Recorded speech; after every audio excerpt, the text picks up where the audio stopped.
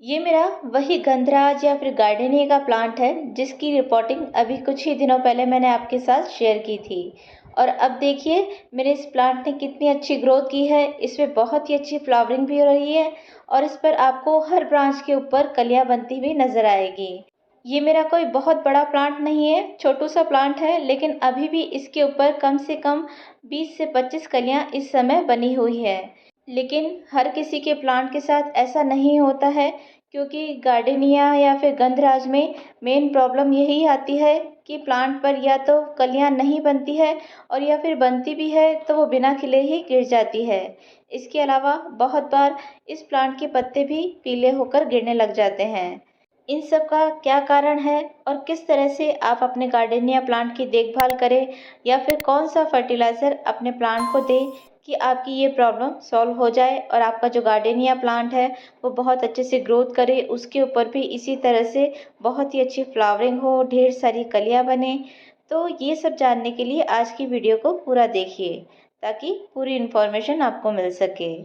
आज मैं आपको एक ऐसा लिक्विड फर्टिलाइज़र भी बताऊंगी जो कि आप अपने घर पर बहुत ही आसानी से फ्री में तैयार कर सकते हैं। और अगर ये फर्टिलाइज़र आप अपने प्लांट में देते हैं तो आपके प्लांट में कलियां गिरने या फिर पत्तियों के जो पीले होने की प्रॉब्लम है वो सॉल्व हो जाएगी। ये एक समर फ्लावरिंग प्लांट है। इसमें मार्च अप्रैल से लेकर अक्टूबर नवंबर तक फ्लावरिंग होती है। लेकिन ये जो स्प्रिंग सीज़न या फिर मानसून सीज़न होता है उसमें इसमें बहुत ही अच्छी ग्रोथ भी होती है और बहुत ही अच्छी फ्लावरिंग भी होती है। इसके जो फूल होते हैं उसमें बहुत ही अच्छी खुशबू आती है। शायद इसीलिए इसे गंधराज या फिर सुगंधराज कहा जाता है। अगर आप अपने गार्डन में कुछ बहुत ही खुशबूदार फूलों को ऐड करना चाहते हैं तो आप इस प्लांट को ज़रूर से अपने गार्डन में ऐड कीजिए। आप इसे या तो नर्सरी से लाकर इस तरह पॉट में लगा सकते हैं या फिर आप इसे ज़मीन में भी लगा सकते हैं। इसके अलावा आप इसे कटिंग से भी बहुत ही आसानी से लगा सकते हैं। लेकिन कटिंग लगाने का जो टाइम होता है वो या तो फरवरी मार्च होता है और या फिर मानसून सीज़न में जो इसकी कटिंग है वो बहुत ही आसानी से लग जाती है। जब भी आप अपने प्लांट को लगाएं तो उसके लिए थोड़ा सा बड़ा पॉट ही चूज़ करें। ज़्यादा छोटा पॉट चूज़ ना करें, क्योंकि ये जो प्लांट है इसकी जड़ें बहुत ही तेज़ी से फैलती है और इस प्लांट को बार बार रिपोर्टिंग पसंद नहीं है। तो अगर आप बार बार इसकी रिपोर्टिंग करेंगे तो ये जो प्लांट है वो ख़राब हो सकता है। इसलिए आप पहले ही बड़ा पॉट ही चूज़ कीजिए और जहाँ तक हो सके मिट्टी का पॉट ही चूज़ कीजिए, क्योंकि जो प्लास्टिक के गमले होते हैं वो गर्मी में धूप से बहुत ज़्यादा गर्म हो जाते हैं, जिसके कारण प्लांट की जो जड़ें होती है उन्हें नुकसान पहुंचता है और प्लांट स्ट्रेस में आ जाता है। और इसी स्ट्रेस के कारण प्लांट अपनी पत्तियां और जो कलियां हैं उन्हें गिराने लग जाता है। गंधराज की मिट्टी तैयार करते वक्त अगर आप इसकी मिट्टी इस प्लांट की ज़रूरत के मुताबिक तैयार नहीं करते हैं तब भी प्लांट अपनी कलियों को गिराने लग जाता है। साथ ही प्लांट की जो पत्तियां हैं वो भी पीली होने लग जाती है। गंधराज को नाइट्रोजन, मैग्नीशियम, आयरन से भरपूर एसिडिक सॉइल पसंद है। इसकी मिट्टी का जो पीएच है वो 7 से कम रहना चाहिए। तभी ये जो प्लांट है वो अच्छे से ग्रोथ भी करता है और अच्छे से फ्लावरिंग भी करता है। तो इस तरह की मिट्टी तैयार करने के लिए आप जब भी मिट्टी तैयार करें तो उसमें आप 60% गार्डन सॉइल ले सकते हैं और 40% आप कंपोस्ट ले सकते हैं। कंपोस्ट आप कोई भी ले सकते हैं, चाहे तो काऊ डंग कंपोस्ट ले सकते हैं, चाहे तो वर्मी कंपोस्ट ले सकते हैं और या फिर किचन वेस्ट से तैयार की हुई कंपोस्ट भी आप ले सकते हैं। अगर आपकी गार्डन सॉइल भुरभुरी नहीं है या फिर वेल ड्रेन्ड नहीं है तो आप उसमें थोड़ी सी सैंड भी मिक्स कर सकते हैं। इस तरह की मिट्टी जब आप तैयार करते हैं तो आपका जो गंधराज का प्लांट है उसमें पत्तियां पीली होने की या फिर जो कलियों के गिरने की प्रॉब्लम है वो नहीं आती है। जहाँ तक हो सके आप अपने गंधराज के प्लांट को किसी भी तरह का कोई केमिकल फर्टिलाइज़र ना दें। इसके लिए आप हमेशा ऑर्गेनिक फर्टिलाइज़र ही यूज़ करें। अगला कारण है ओवर वाटरिंग। अगर आप अपने प्लांट में ओवर वाटरिंग करते हैं तो उसके कारण भी आपके प्लांट की जो पत्तियां हैं वो पीली होने लगती है और कलियां गिरने लगती है। ओवर वाटरिंग नहीं करनी है, लेकिन प्लांट की मिट्टी को बिल्कुल सूखने भी नहीं देना है। जब भी आपको अपने प्लांट की मिट्टी की ऊपर की लेयर सूखी लगे तब आपको अपने प्लांट में पानी देना है। अगर आप अपने प्लांट की मिट्टी को बिल्कुल सुखा देंगे तब भी आपका प्लांट स्ट्रेस में चला जाएगा, जिसके कारण आपका प्लांट खराब हो जाएगा। इसलिए आपको अपने प्लांट की मिट्टी में मॉइस्चर हमेशा मेंटेन करके रखना होगा। जब भी पानी दें या तो सुबह सुबह ही दे दें और या फिर शाम के वक्त दें। दिन में जब धूप बहुत तेज हो जाती है तो उसके बाद अपने गंधराज के प्लांट या फिर किसी भी प्लांट को पानी नहीं देना चाहिए।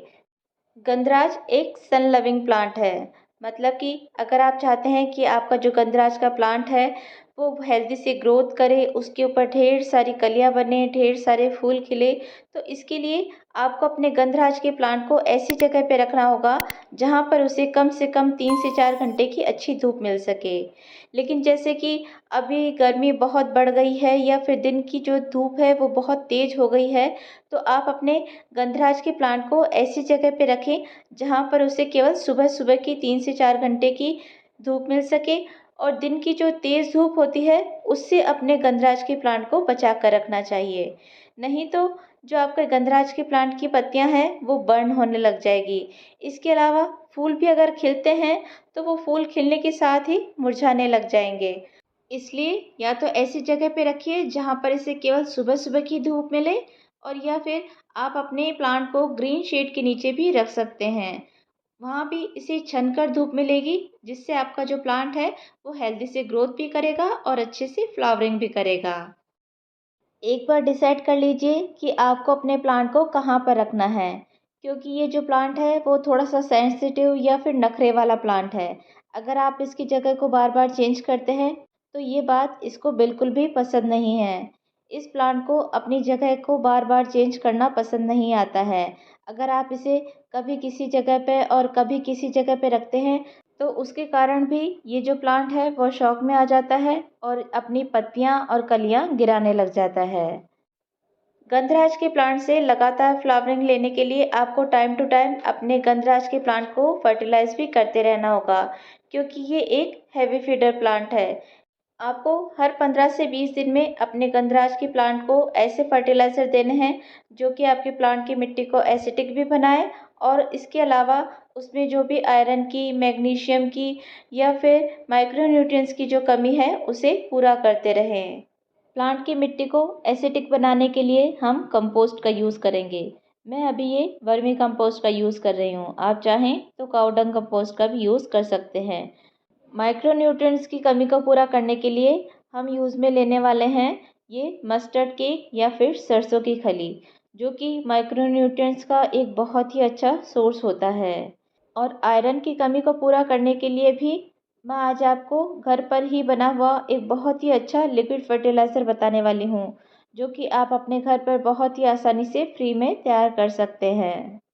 इसे किस तरह से बनाना है और किस तरह से अपने प्लांट पर इसका यूज़ करना है, ये भी मैं वीडियो में आपको आगे बताती हूँ। सबसे पहले हम हमारे प्लांट में अच्छे से गुड़ाई करके ये जो हमने वर्मी कंपोस्ट ली है और सरसों की खली ली है, इसे हम अपने प्लांट के अंदर देंगे।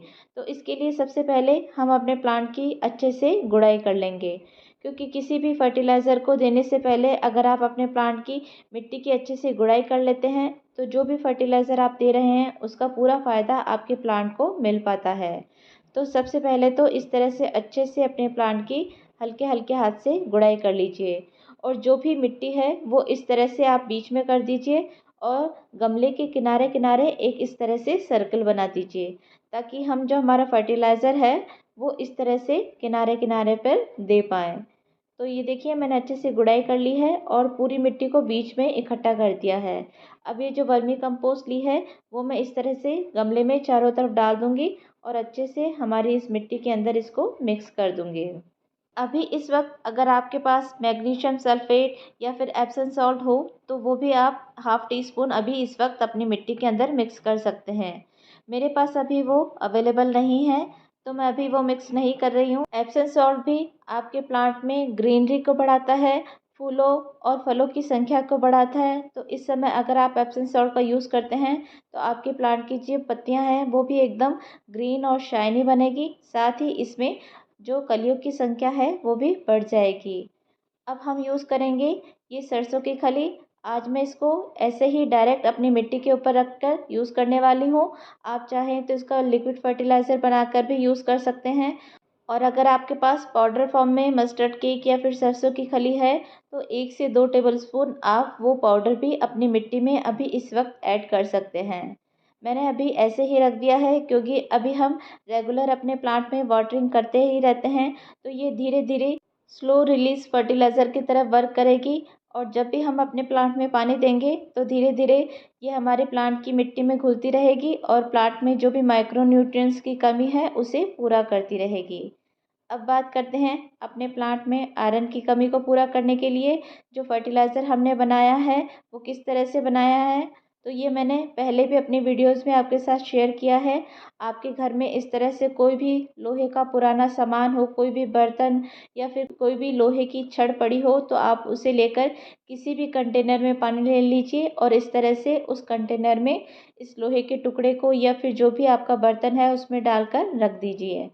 कुछ दिनों बाद इसमें जंग लगेगा और आपके जो पानी का कलर है वो कुछ इस तरह का हो जाएगा। इस पानी में आयरन के जो भी गुण होते हैं वो आ जाते हैं और इस पानी को जब आप अपने प्लांट में देते हैं तो ये आपके प्लांट में जो भी आयरन की कमी होती है उसे काफ़ी हद तक पूरा कर देता है। तो ये जो भी बातें मैंने आपको बताई है, अगर आप उनका ध्यान रखते हैं, इसी तरह से अपने गंधराज की केयर करते हैं, जो भी फर्टिलाइज़र मैंने आपको बताए हैं वो अपने प्लांट को देते रहते हैं, तो उससे आपका जो प्लांट है वो बहुत ही हेल्दी से ग्रोथ करेगा। ना ही पत्ते पीले होंगे और ना ही कलियाँ बिना खिले गिरेगी। तो कैसी लगी आज की वीडियो आपको? अगर आज की वीडियो आपको अच्छी लगी हो तो वीडियो को लाइक कीजिए, शेयर कीजिए और मेरे चैनल को सब्सक्राइब कीजिए।